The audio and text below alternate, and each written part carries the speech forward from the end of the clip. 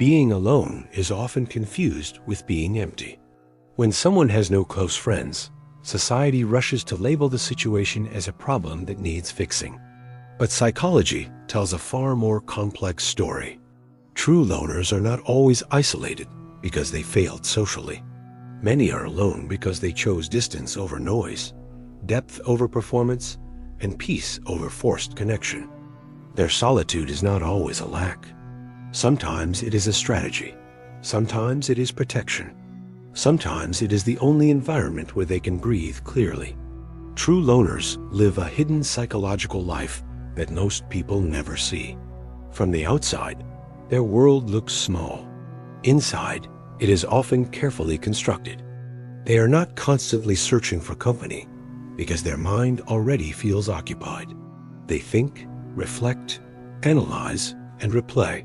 Silence does not scare them the way it scares others. In fact, silence often feels safer than conversation that demands masks. True loners tend to learn early that connection can be complicated. They may have experienced friendships that drained them rather than nourished them. They may have learned that being understood is rare, but being misunderstood is common. Over time, the brain adapts to this pattern. It stops chasing what repeatedly disappoints. Instead of trying harder to fit in, the loner learns how to exist alone without falling apart. This ability is often mistaken for coldness. In reality, it is emotional self-regulation. Loners are usually highly sensitive to social energy. They feel shifts in tone quickly. They sense when interactions are performative or conditional. Because of this sensitivity, shallow bonding feels exhausting. They would rather have no friends than many connections that require constant emotional editing. Their nervous system relaxes in solitude. It does not have to scan for approval. It does not have to defend authenticity. This is why true loners often appear calm on the surface. They have removed a major source of internal friction. However, this calm is misunderstood as indifference. People assume loners do not care. In reality, they care deeply, just selectively. They do not spread emotional energy widely. They concentrate it inward. They invest in thoughts, routines, values, and internal order. This creates a sense of stability that does not rely on external validation. True loners are not avoiding people. They are protecting coherence. Their solitude is not accidental. It is intentional alignment. True loners often think differently about friendship itself. They do not see friends as accessories to identity. They do not collect people to feel complete. They see connection as something that must feel safe, mutual, and unforced. If those conditions are not present, they prefer distance. This preference often forms after repeated emotional fatigue. Loners tend to give deeply when they do connect. They listen carefully. They remember details. They show up consistently. But when that depth is not reciprocated, it hurts more than casual rejection. So instead of lowering their standards, they withdraw. Psychologically, this is boundary formation, not failure. True loners also have a strong internal dialogue. They process experiences internally rather than externally. While others talk things out, loners think things through. They replay conversations. They analyze motives. They reflect on emotional reactions. This internal processing makes external conversation feel redundant at times. Why explain what you already understand privately? This does not mean loners lack communication skills. It means they do not depend on constant verbal exchange to regulate emotion. Many loners are also deeply independent. They learned early that reliance can lead to disappointment. So they developed self-sufficiency.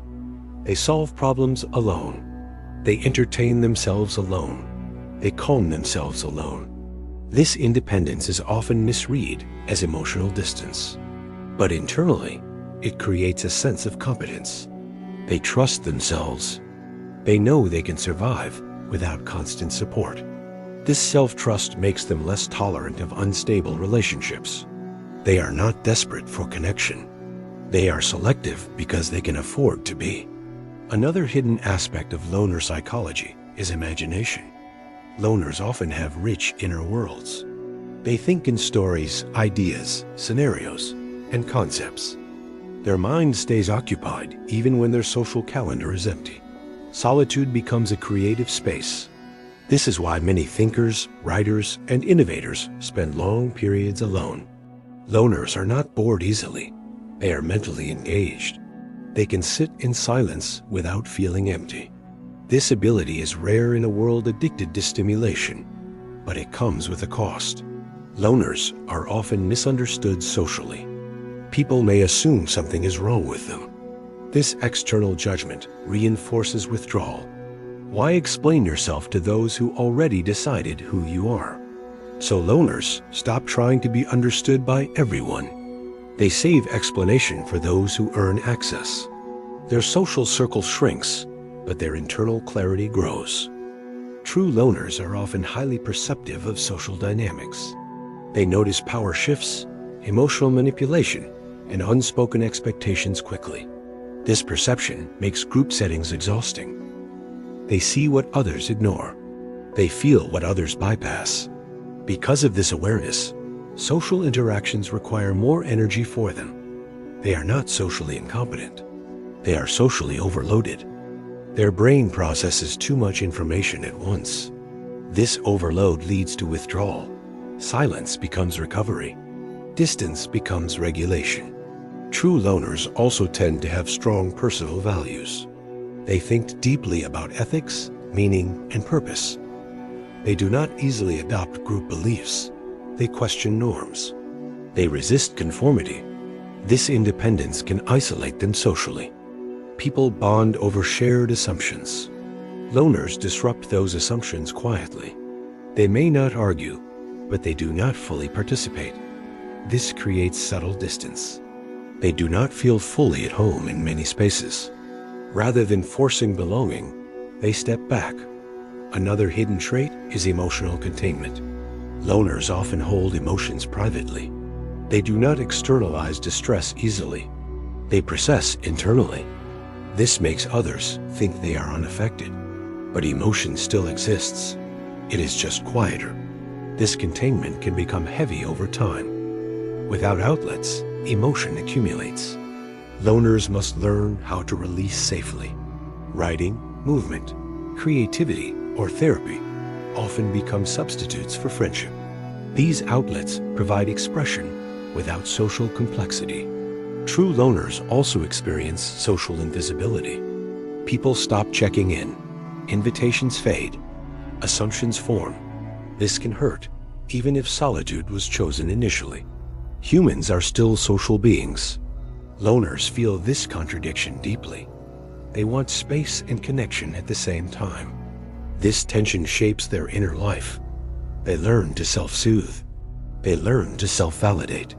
But the desire to be seen remains. True loners often want to be understood without explanation. They want recognition without performance. This desire is rarely met, so they turn inward again. Their internal world becomes home. It is safer. It is predictable. It does not demand compromise, but safety can limit expansion. Loners must decide when safety is worth sacrificing for growth. This decision defines their later development. Some remain alone comfortably. Others slowly open to a few chosen connections. Both paths require self-awareness. Many true loners developed their identity in solitude.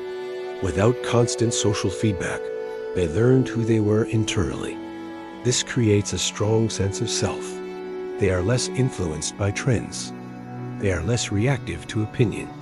They move according to internal values. This autonomy is psychologically powerful, but it can also create distance. Loners may struggle to relate to group-based identity. They do not easily attach to labels. They resist being defined externally. This resistance can make connection harder. Most relationships form around shared identity markers. Loners operate beyond those frameworks. They connect through depth, not similarity. This narrows the pool significantly. True loners often experience time differently. Without social schedules, their days feel open. They move at their own pace. They think deeply. They linger in thought. This slower rhythm contrasts sharply with social urgency. Others rush. Loners reflect. This mismatch creates misunderstanding. Loners are not unmotivated.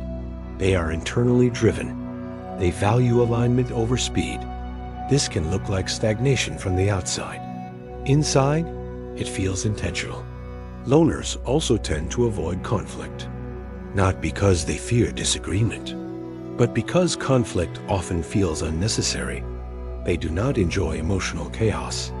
They prefer clarity and calm. This leads them to exit rather than confront. Relationships end quietly. Distance grows without explanation. This can confuse others, but for loners, it feels cleaner.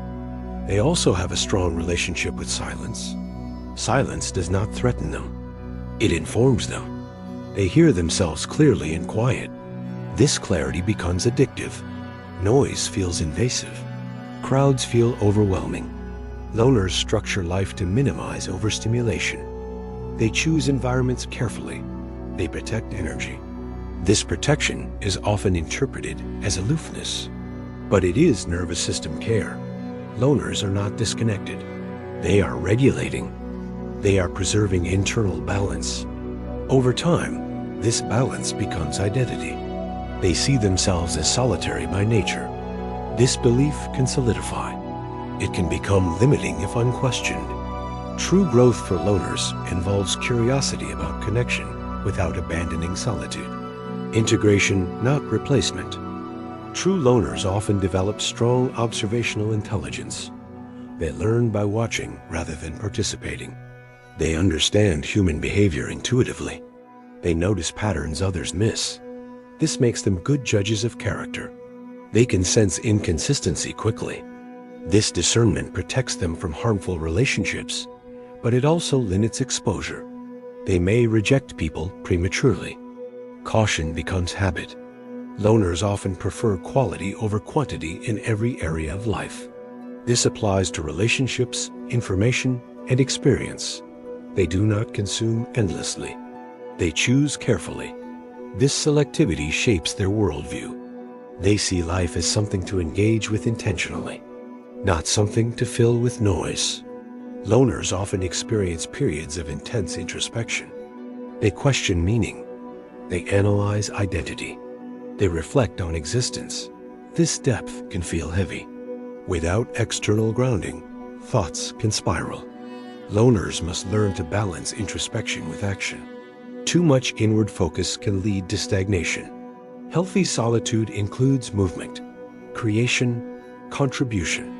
True loners often find purpose-driven connection later in life.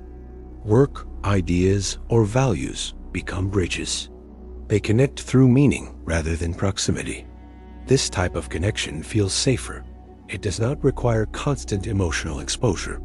It allows collaboration without intimacy overload. Loners thrive in these structures. They contribute deeply. They remain partially private. This balance suits them.